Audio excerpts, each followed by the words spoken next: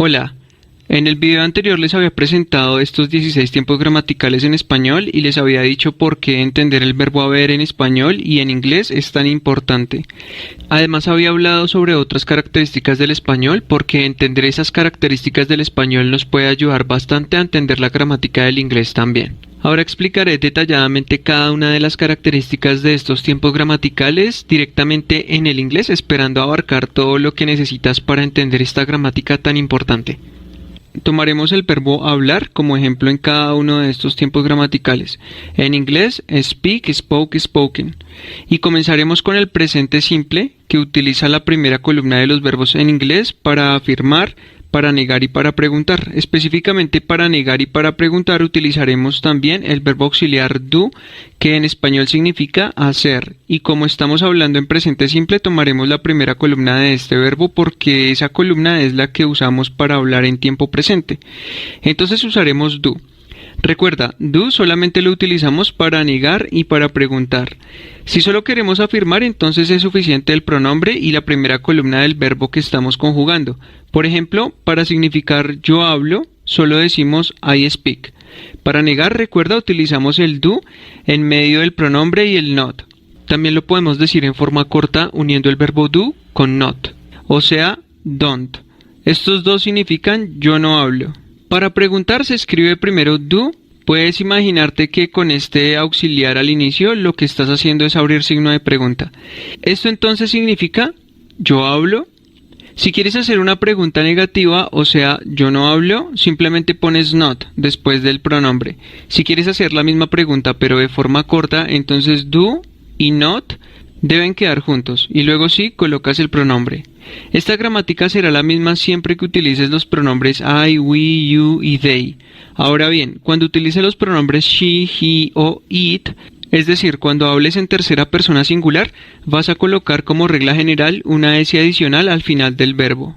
Como ejemplo, para afirmar ella habla, al verbo speak le colocamos una S al final y diríamos she speaks.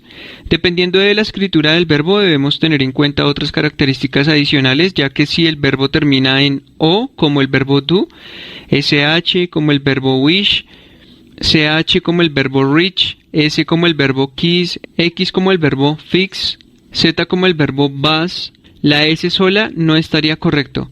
Lo correcto sería agregarle ES.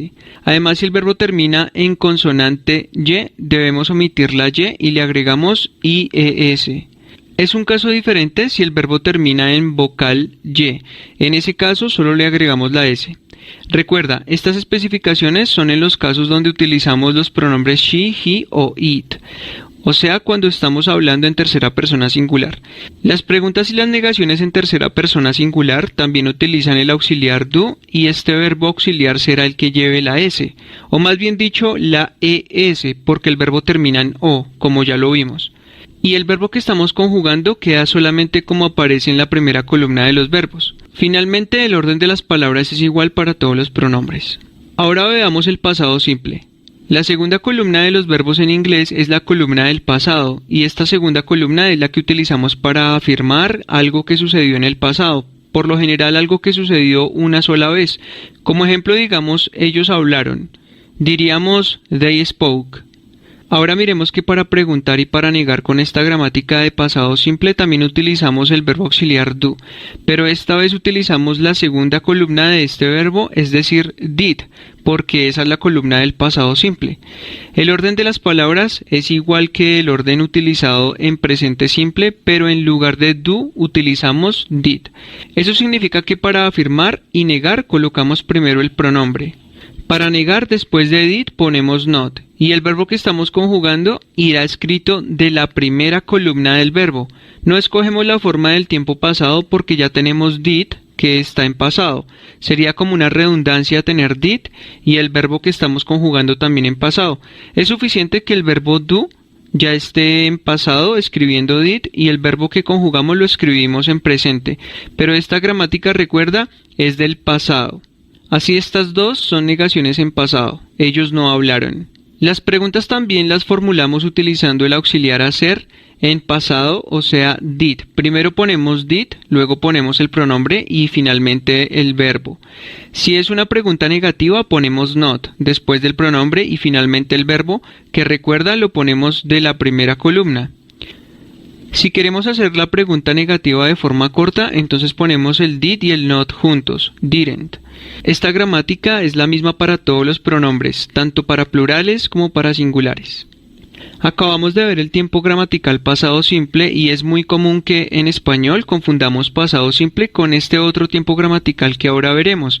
Esta gramática es para hablar de hábitos en el pasado, es decir, cosas que se repetían regularmente en el pasado, y esa es la principal diferencia entre pasado simple y hábitos en el pasado. Mientras en pasado simple diríamos, por ejemplo, ellos hablaron o yo hablé, es decir, ellos hablaron una sola vez o yo hablé una sola vez. En hábitos del pasado yo diría ellos hablaban o yo hablaba. Quiere decir que quizás ellos hablaban todos los días o yo hablaba con alguien cada semana.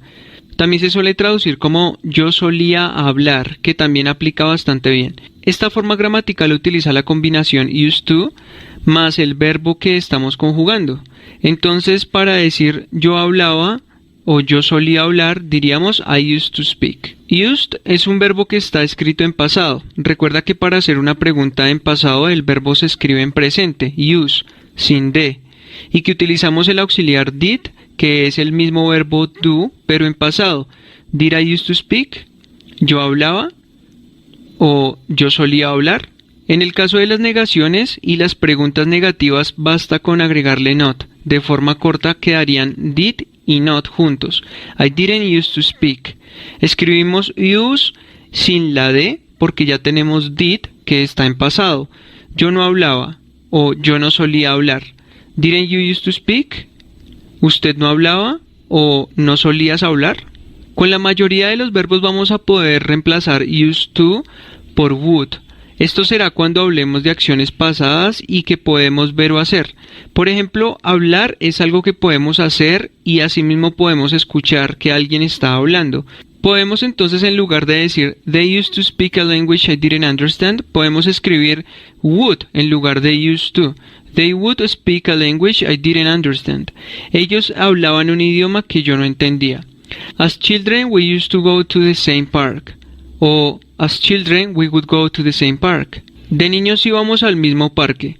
Sin embargo, would no siempre puede reemplazar a used to. Would expresa que una actividad se repitió con frecuencia, por lo tanto no puede referirse a estados, ubicaciones o posesiones. Para decir ella tenía cáncer y necesitaba tratamiento, será mejor utilizar used to y no would. O simplemente podríamos usar el verbo tener en pasado. She had cancer and needed treatment. Otro ejemplo donde únicamente usamos used to sería ella tiene una hermosa sonrisa. Aquí no usamos would, sino used to, excepto cuando se relacione con la ocurrencia de otra actividad relativa al tiempo en que ella sonreía. Por ejemplo, she would have a beautiful smile whenever I was joking. Ella tenía una hermosa sonrisa siempre que yo estaba haciendo bromas. Así tenemos una segunda aclaración que nos dice que fue en el pasado. De otra manera, would podría cambiar el significado a algo hipotético si no lo usamos correctamente en esta gramática.